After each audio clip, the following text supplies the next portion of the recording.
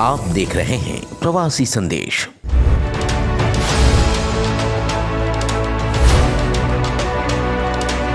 मैं पूरे देश को एक परिवार की दृष्टि से देखूंगा तो मुझे अर्थव्यवस्था में कहीं भी कोई कमी नज़र नहीं आ रही।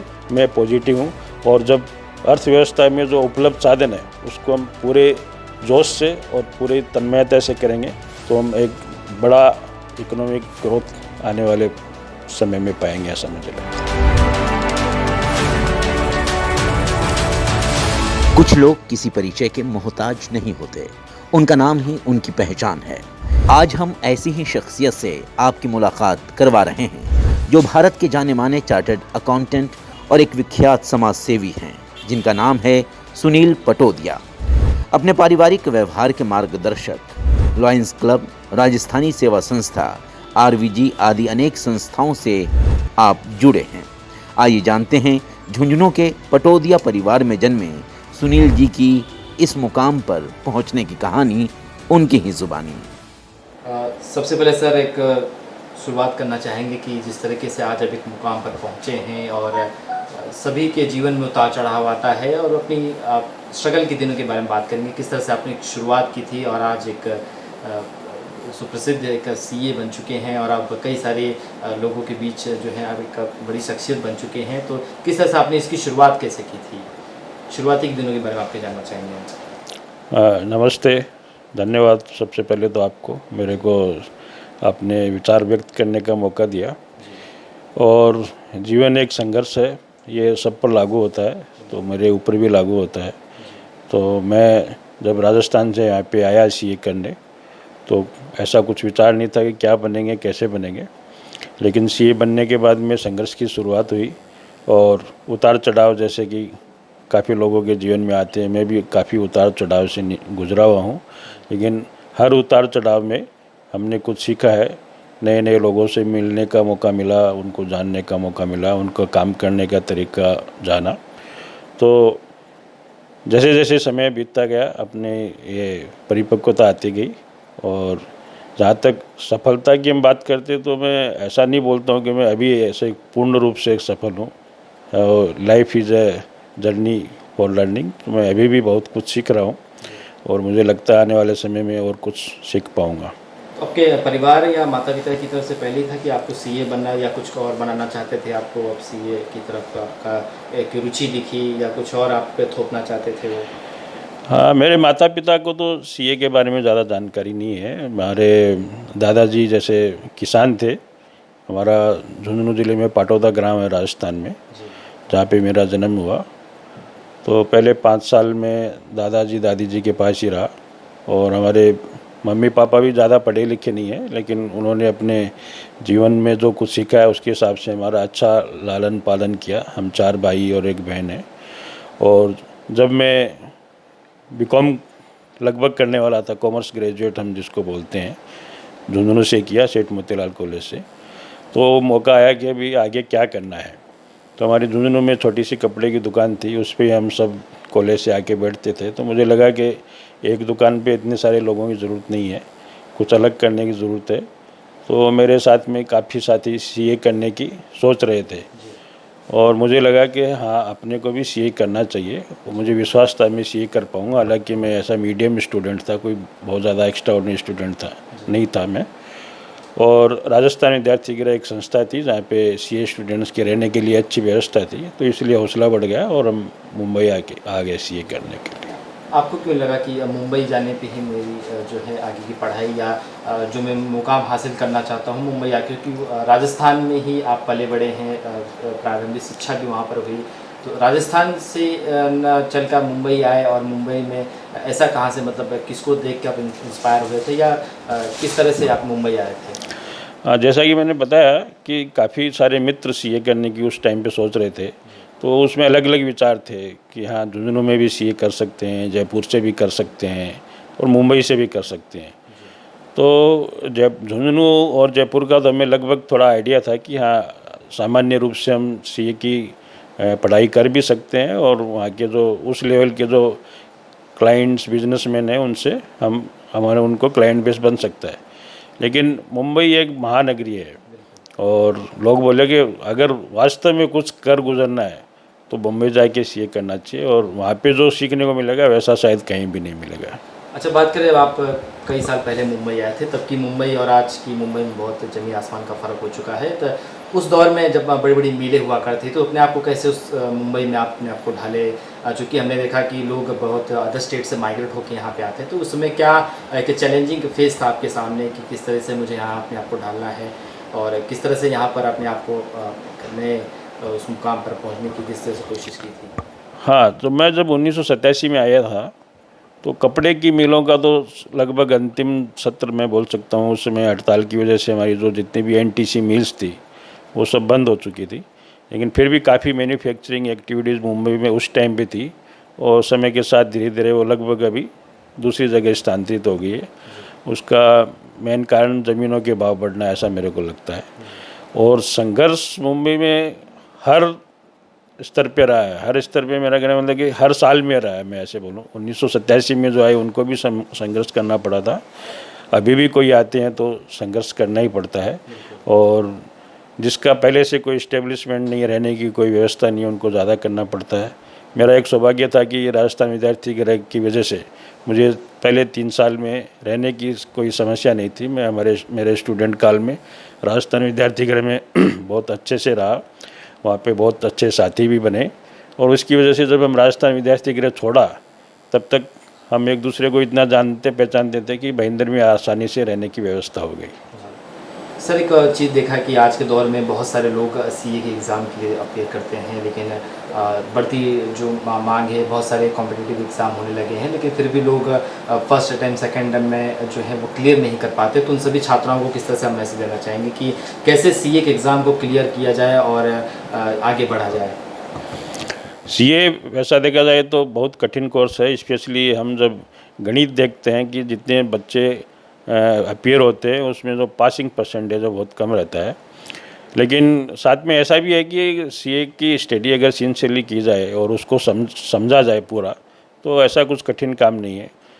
ऐसे सीए इंस्टीट्यूट का रिजल्ट 20% हो सकता है, 10% हो सकता है, लेकिन सीए स्टूडेंट्स के लिए वो आइदर 0% और 100% होता है। सो हमारे स्टूडेंट्स अगर हमारे जो इंस्टीट्यूट के जो स्टडी मटेरियल्स देते हैं उसको अगर सिंसियरली स्टडी करेंगे तो मुझे लगता है उसमें ज़्यादा दिक्कत नहीं आती। हाँ, कभी कभी इतना अच्छा भाग्य नहीं रहता कि हम फर्स्ट अटैम्प्ट में या सेकंड अटैम्प्ट में हो जाएं, लेकिन अगर ज़्यादा भी अटैम्प्ट लग रहे हैं तो उसमें कुछ घबराने की बात नहीं है, क्योंकि हम फिर भी कुछ न कुछ सीखते रहे हैं, और जैसे जैसे आगे बढ़ेंगे सीखते रहेंगे। तो नंबर ऑफ अटेम्प्ट इम्पोर्टेंट नहीं है, सीए बनना इम्पोर्टेंट है। तो अगर किसी को ज़्यादा अटैम्प्ट लग गए तो कोई दिक्कत नहीं। मैं तो हमारे जो स्टूडेंट्स रहते हैं उनको यही बोलता हूँ, till you are not qualified as a chartered accountant you assume there is something is missing in you. So once you are qualified that missing is gone out. ये तो बात होगी सर सीए के एग्ज़ाम के बारे में। अब आपके व्यक्तिगत जीवन पे जाऊंगा कि क्या कुछ मिस करते हैं, या कुछ जो एक अधूरी सी ख्वाब रह जाती है कि यस ज़िंदगी में ये नहीं कर पाया। बड़े ही भले मुकाम पे हो जाते हैं, हर एक आदमी जो होता है अपने भले लाख खुशियाँ पाले, लेकिन कोई ना कोई चीज़ की कमी हो जाती है। तो आपके जीवन में ऐसा कुछ क्या कमी रह गई? नहीं, कुछ मिसिंग है ऐसा तो मैं नहीं बोलूँगा।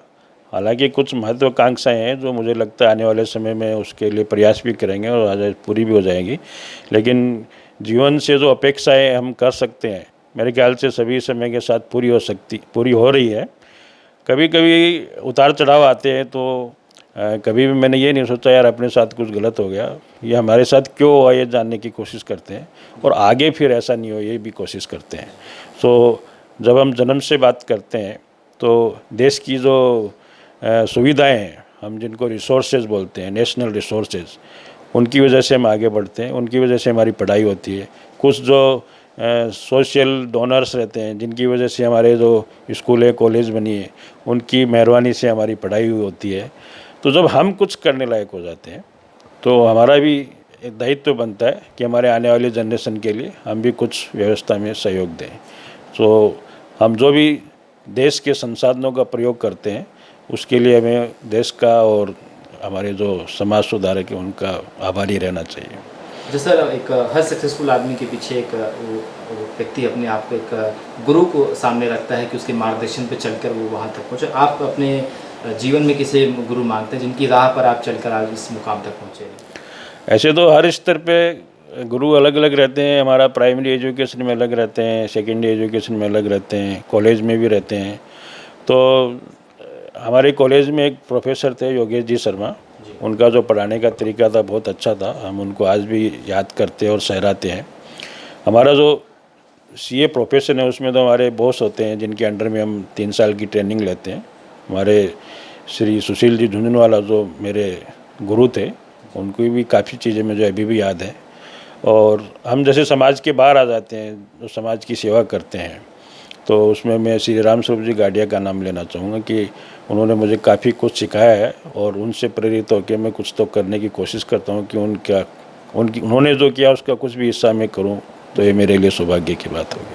अच्छा, आपने जो संघर्ष किया आप जिस मुकाम पर, उसकी शिक्षा आप लोगों को कैसे देते हैं? चाहे अपने खुद के ही बेटों की बात करें या खुद की फैमिली मेम्बर को किस तरह से आप गाइड करते हैं कि किस तरह से मुकाम हासिल किया जाना चाहिए? हाँ, तो परिवार का तो हर व्यक्ति के जीवन पे असर पड़ता ही है। और हमारे दादाजी जो किसान थे, उनके 7 बेटे और 2 बेटियां, हमारे पिताजी लोग 7 भाई थे और वो 7 भाइयों का परिवार संयुक्त परिवार था। तो पाटौदा और झुंझुनू में हमारा पूरा परिवार रहता था। हमारे झुंझुनू में कपड़े की दुकान थी और पाटौदा में खेत था। तो जब मैं 5 साल का हुआ तो मैं झुंझुनू में आके मेरी प्राथमिक शिक्षा शुरू की। और बड़ा परिवार होने से सब लोगों के अलग अलग नेचर होने के बावजूद भी हम साथ में रहते थे। एक दूसरे की क्या एक्सपेक्टेशन है और कहाँ पे उनकी जो भावनाओं का ख्याल रखना है, ये सब मैं बचपन से ऑब्जर्व करता था, महसूस करता था। तो मुझे लगता है कि बड़े परिवार में रहने का सौभाग्य मिला मेरे को, तो जीवन के हर रंग को समझने का मौका मिला। अच्छा, वर्तमान दौर में किस तरह से आपकी जो है बिजनेस चल रहा है? किस तरह से जो स्थिति इस समय कोरोना महामारी जो है पूरे देश को त्राहिमाम से होना पड़ा, तो इस समय किस तरह से आप अपने आप को ढाले? चूँकि हमने बहुत सारे ऑर्गेनाइजेशन को देखा, बहुत सारे बड़े बड़े कंपनीज को देखी, वो किस तरह से इस कोरोना महामारी में अपने आप को समझे। तो आपकी व्यक्तिगत जीवन और आपकी खुद की फॉर्म जब आप है तो उस पर किस तरह से असर पड़ा है? मुझे ऐसा लगता है कोई भी ऐसी दुविधा, समस्या या कोई भी अपरिहार्य कोई व्यवस्था या घटना होती है तो उसका कुछ न कुछ पॉजिटिव इम्पैक्ट अल्टीमेटली रहता है। कुछ समय के लिए हमको ऐसा लगता है क्यों हो रहा है, गलत हो रहा है, ये अच्छा नहीं हुआ। तो मेरे जीवन में जैसे मैंने पहले भी बताया काफ़ी उतार चढ़ाव आए हैं और कभी कभी लगा कि यार ये तो बहुत परेशानी वाला काम है।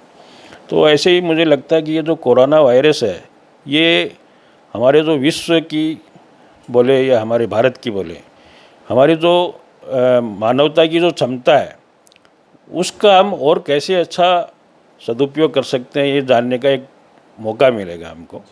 हम जानूं कि हमारे जो देशवासी हैं वो देश के एक कोने से दूसरे कोने में जाके काम कर रहे थे, लेकिन वो नहीं कर पा रहे थे जो उनको कर सकते हैं, क्योंकि वो भाग दौड़ में इतने व्यस्त रहते थे कि उनको अपनी क्षमता का एहसास ही नहीं था। जब वो काम को छोड़ के घर पे बैठे तो उन्होंने दिमाग लगाया कि भी अपन क्या कर सकते हैं। तब काफ़ी लोगों को एहसास हुआ कि नहीं, अपन इससे भी अच्छा कर सकते हैं जो अभी तक कर रहे हैं। जैसे हम हमारे ऑफिस की बात करें, हमारी जो सीए फर्म है, हमारे परिवार की जो कंपनीज है, चॉइस इंटरनेशनल और बाइक हॉस्पिटलिटी, उसमें जो हमारे स्टाफ थे वो सब अभी घर पे बैठ के अच्छे से काम कर रहे हैं। जितना काम वो ऑफिस में आके करते थे उससे ज़्यादा अच्छा काम घर पे बैठ के कर रहे हैं। उनका 2-3 घंटा आने जाने का जो समय था वो भी उनका बच रहा है। तो और जब टेक्नोलॉजी का अपन सही उपयोग करेंगे और अपनी जो सोचने का जो तरीका है उसको बदल के और ज़्यादा बड़ा काम करने की कोशिश करेंगे तो ये आने वाले समय में होगा। समस्या सिर्फ इतनी है कि इस समय अपने को जीवन बचाना है। तो जब तक कोरोना का प्रभाव है तब तक हम सुरक्षित रहें, खुद का जीवन बचाएं, औरों का जीवन बचाएं। ये समय है, समय गुजर जाएगा, ये वक्त भी गुजर जाएगा, मुझे पूरा विश्वास है। और जब ये वक्त गुजर जाएगा उसके बाद में विकास की नई गति हमको देखने को मिलेगी, ऐसा मुझे पूरा विश्वास है। सुनील सर, आपसे एक और सवाल करना चाहेंगे कि बतौर चार्टर्ड अकाउंट भारत देश की अर्थव्यवस्था को किस तरह से देखते हैं? कोरोना काल के बाद किस तरह से देश, क्या 1991 जैसी स्थिति यहाँ पर पैदा हो, जब लिबरलाइजेशन, प्राइवेटाइजेशन, ग्लोबलाइजेशन की स्थिति जो 91 में जो देश हमारा गुजर रहा था उसमें, क्या वैसी स्थिति अब यहाँ पर देखने को मिलेगी? क्या उससे भी भयानक हो सकती है? हाँ, तो 1991 की स्थिति है, वो भी एक बोल सकते हैं एक इंसिडेंस था कि जहाँ पे हमको नए तरीके से सोचने का मौका मिला। और जैसे कि 13 जुलाई 1991 को मैं चार्टर्ड अकाउंटेंट बना, 21 जुलाई को मनमोहन सिंह जी भारत के वित्त मंत्री बने। तो उन्होंने जो स्टेप लिए वो उस समय की मांग थी और ये उस समय की ज़रूरत भी थी। तो उन्होंने जो स्टेप लिए उससे हम लिबरल इकोनॉमी में कन्वर्ट हो गए। और अब जो समय आया है उसमें हमें एज ए चार्टर्ड अकाउंटेंट हमारे जो फ्रेंड्स हैं वो अगर अपनी पूरी क्षमता का परिचय देंगे और तो मुझे लगता है कि हम बिजनेसमैन और इंडस्ट्री जो हैं उनको एक नया ग्रोथ पाथ दिखा सकते हैं। हम नंबर ऑफ चार्टर्ड अकाउंटेंट्स लगभग 3 लाख है पूरे भारत में, लेकिन सब लोग अपनी क्षमता का पूरा प्रयोग नहीं कर पा रहे, ऐसा मुझे लगता है। और जब वो क्षमता का पूरा परिचय देंगे, जब उनको पूरा परिचय देने का मौका मिलेगा तो उससे इंडस्ट्रियलिस्ट को, बिजनेसमैन को बहुत फ़ायदा होगा और हमारे देश की जो पब्लिक सेक्टर यूनिट्स है उनको भी काफ़ी फ़ायदा मिलेगा। क्योंकि कहीं न कहीं हम हर एरिया में प्रोटेक्ट स्ट्रेटेजी में चल रहे हैं। तो वो जो थिंकिंग आउट ऑफ बॉक्स में जब कन्वर्ट हो जाएगी तो सीए लोगों को अपना हुनर दिखाने का मौका मिलेगा और वो मौका देश के लिए बहुत अच्छा रहेगा, हमारे प्रोफेशन के लिए बहुत अच्छा रहेगा, ऐसा मेरा मानना है। तो सर आपके इस बिज़नेस में जन सेवा भी काफ़ी ज़्यादा सक्रिय है, आप समाज सेवा भी कहीं कहीं जो है करते हैं काफ़ी हद तक, तो उसके बारे में जानना चाहेंगे किस तरह से इसको भी आप पूरी तरीके से कर लेते हैं। साथ में आपका इतना बड़ा बिजनेस चलता है, आप खुद इस तरह से दिन भर व्यस्त रहते हैं, तो किस तरह से इसमें आप अपना कीमती समय निकाल लेते हैं। जैसा कि मैंने आपको पहले भी बताया कि सेवा बोले तो ये कोई एहसान नहीं है, सेवा बोले तो गिविंग बैक टू सोसाइटी है। हम यहाँ तक पहुँचे हैं उसमें राष्ट्रीय संसाधनों का और सामाजिक संसाधनों का एक बहुत बड़ा योगदान है। हम कभी नहीं, मैं जब पर्सनली सोचता हूँ तो हमारी जो प्राथमिक स्कूल थी उसका नाम था टेकड़ी वाले स्कूल, हमारी जो हायर सेकेंडरी स्कूल थी उसको गवर्नमेंट की स्कूल थी, और हमारी जो कॉलेज है सेठ मोतीलाल कॉलेज। तो मुझे अच्छी तरह से एहसास है कि सरकारी और जो दानदाता हैं उनके सहयोग से ही मेरा शिक्षा हुई। तो मैं अकेला ये शिक्षा ऐसे प्राप्त कर ही नहीं सकता था। तो जब हम किस लायक हो जाते हैं तो ये हमारी जिम्मेदारी बनती है कि आने वाली जनरेशन के लिए हम कुछ अपना सहयोग करें।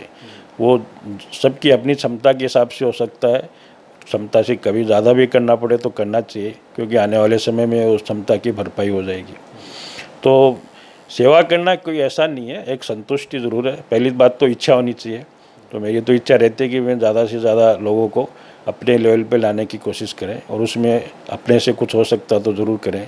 क्योंकि वंस आपका रोटी कपड़ा और मकान हो जाता है उसके बाद में आपके पास जो भी सरप्लस है उसका सर्वोत्तम उपयोग करना चाहिए। क्योंकि काफ़ी लोग ऐसे होते हैं कि आपकी जो लाइफ स्टाइल है उससे 1/10 में भी उसकी बहुत अच्छी लाइफ स्टाइल मेंटेन हो सकती है।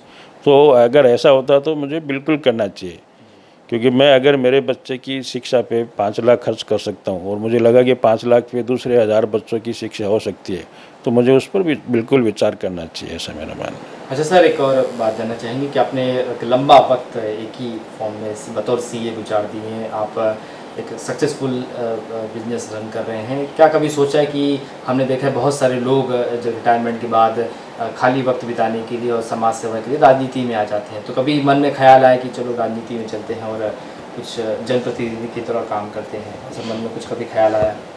सबसे पहले तो मैं ये बता चाहूँगा बिजनेस में मैं नहीं हूँ, बिजनेस तो फैमिली का है। मैं तो प्रैक्टिसिंग चार्टर्ड अकाउंटेंट हूँ और चार्टर्ड अकाउंटेंट को बिजनेस करना अलाउ नहीं है।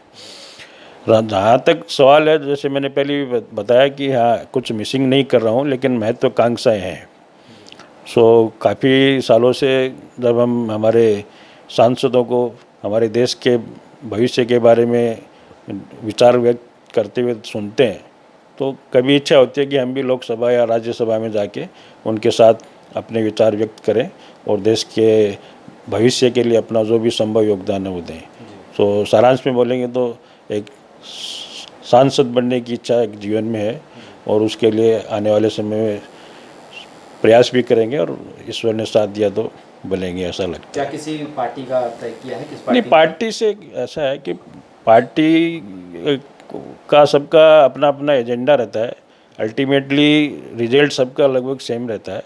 तो मैं किसी पार्टी के बारे में तो ऐसा फ़िलहाल नहीं बोल सकता हूँ, लेकिन पिछले 5-6 साल में लोगों का राजनीति की तरफ थोड़ा इंटरेस्ट ज़्यादा बढ़ा है, और उसका मैं मुख्य कारण बताता हूँ, ये टेक्नोलॉजी का। पहले क्या समाचार लोगों तक पहुँचने में समय लगता था और ज़्यादा गहराई तक नहीं पहुँच सकते थे, और पहुँचते तो भी तो लोग अपनी प्रतिक्रिया व्यक्त नहीं करते थे क्योंकि उनके पास उपयुक्त साधन नहीं थे। अभी हमारा जो सोशल मीडिया है उसमें काफ़ी अपने को लोगों के विचार सुनने को भी मिलता है, लेकिन वो लोगों के विचार जो हम ट्विटर पे या फेसबुक पे देखते हैं, तो मुझे कहीं न कहीं ऐसा लगता है कि काफ़ी लोग जो या तो सकारात्मक विचारधारा के हैं या तो साइलेंट रहने में विश्वास करते हैं, वो उसमें इन्वॉल्व नहीं है। जिन लोगों को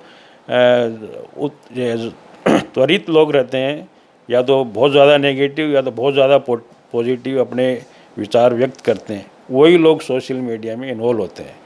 तो उससे हमको वास्तविक स्थिति नज़र नहीं आती है।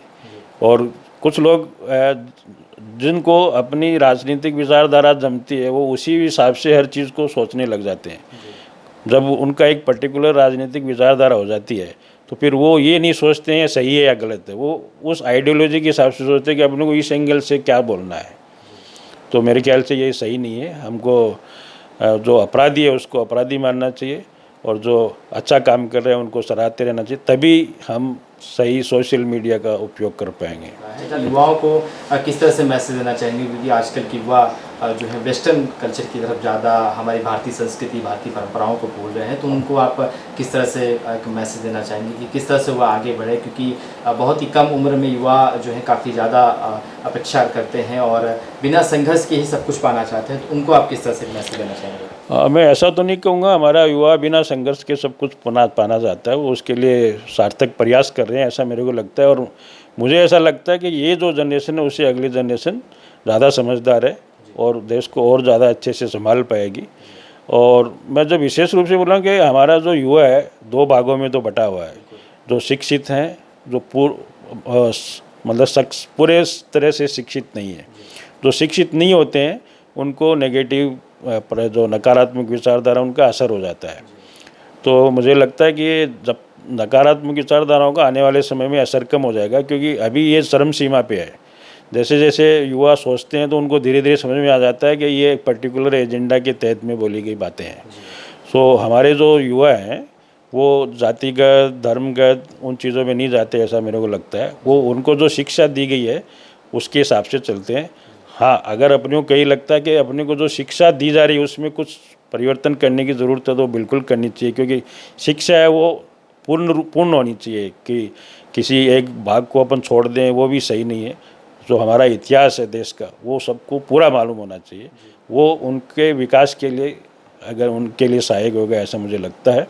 और हमारा जो युवा है आजकल अपने विचार खुले रूप से प्रकट करता है, लेकिन फिर भी कहीं न कहीं जाके उनको हो सकता है कुछ असर हो जाए। तो हमको उनकी जो ऊर्जा है, उनकी जो शक्ति है, उनको सकारात्मकता की तरफ कैसे लाया जाए इस पे विचार करना चाहिए।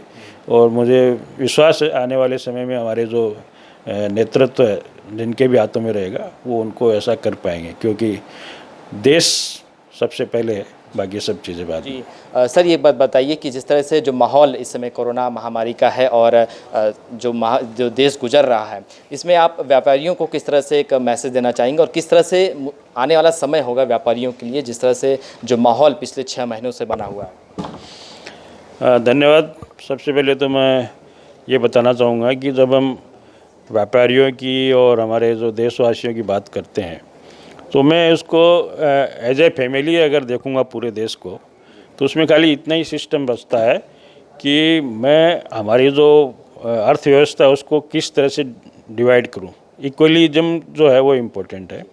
जैसे कि हम परिवार में जैसे 100 सदस्य हैं तो सब लोगों के पास कुछ न कुछ हो, इस तरह से व्यवस्था की जाती है। इसी तरह जब हम देश के लेवल पे बात करते हैं तो हमारा जो आर्थिक व्यवस्था में कोई दूसरी कोई आउटसाइड इफेक्ट पड़ता है तो वो इम्पोर्ट और एक्सपोर्ट से पड़ता है। तो मुझे ऐसा लग रहा है कि भाई इम्पोर्ट में तो कमी आई है जब से हमारा कोरोना का एक कार्यकाल है तब से इंपोर्ट कमी आई है और एक्सपोर्ट मेंटेन है, और मुझे लगता है कि हमारा जो डेफिसिट है वो कम हो रहा है, जो बैलेंस डेफिसिट है।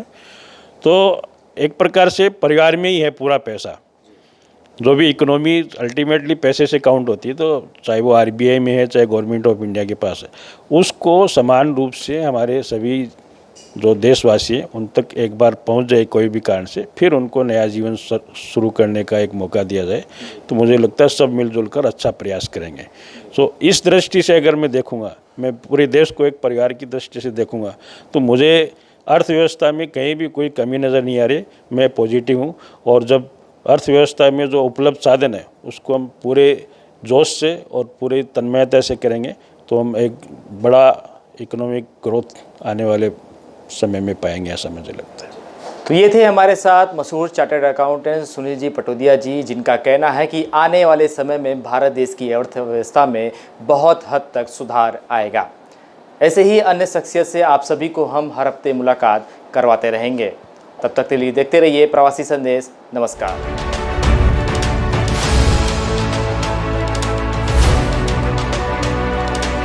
मैं पूरे देश को एक परिवार की दृष्टि से देखूंगा, तो मुझे अर्थव्यवस्था में कहीं भी कोई कमी नज़र नहीं आ रही। मैं पॉजिटिव हूँ, और जब अर्थव्यवस्था में जो उपलब्ध साधन है उसको हम पूरे जोश से और पूरी तन्मयता से करेंगे, तो हम एक बड़ा इकोनॉमिक ग्रोथ आने वाले समय में पाएंगे, ऐसा मुझे लगता है। प्रवासी संदेश को लाइक करें, शेयर करें, कमेंट करें, सब्सक्राइब करें और बेल आइकन जरूर दबाएं।